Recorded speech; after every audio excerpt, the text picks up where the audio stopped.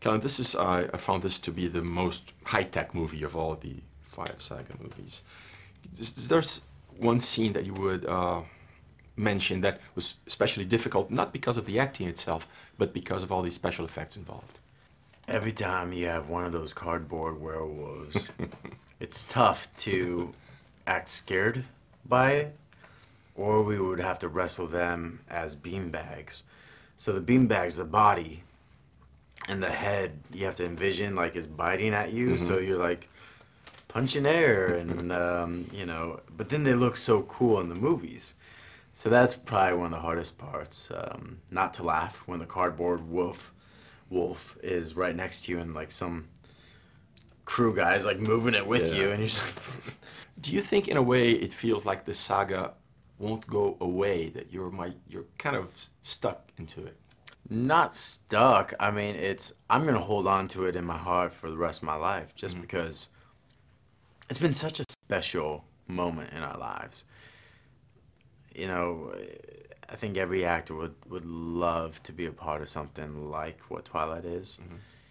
And to ever get two shots at that, to get another franchise that's just as impactful and special, and you love your character just as much, and to work with such an amazing cast and crew and directors is truly special. So it's something, I don't think I'll be stereotyped, or people won't see me as anything but these characters. It's definitely something I'm going to use throughout my whole life. I was checking out a Brazilians are crazy about Twilight. Brazilian website, which is 1,000% devoted to the saga. They find all the most recent videos, all the interviews you guys have just given, they have already posted. What do you think these kids, these girls usually, the Brazilian girls that do this site, will do after the saga is finally over? I still think they still post about our careers also. I think when Rob has a new movie out, they post a clip of that, or his press. I think it's just going to grow and grow and grow, where Twilight was the tip of the iceberg. I think the saga may take in a way, may take a life of its own, like James Bond movies. In time, maybe.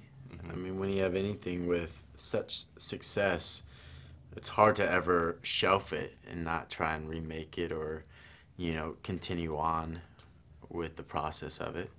There might be a spin-off one day. There might be an origin story one day. There might be a musical on ice one day. What would you say was your favorite moment in being involved in these movies? I think being a part of the first Twilight, there was an innocence surrounding it. We didn't have any eyes looking our way. We could go around town and, get into trouble, or go to karaoke bars and, sing the night away. And no one cared. No one knew who we were. So there was a sense of innocence where we were just loving to play and be our characters. Did you envision, after the first movie really caught on, that the other ones would get so big? We had no expectations, honestly. We didn't know we'd make the sequel. You always kind of cross your fingers in the back of your mind, like, man, that second book was good. I hope we get to do it. I didn't know it was a book series before I started shooting the first one. So I was like, oh, this is a cool script.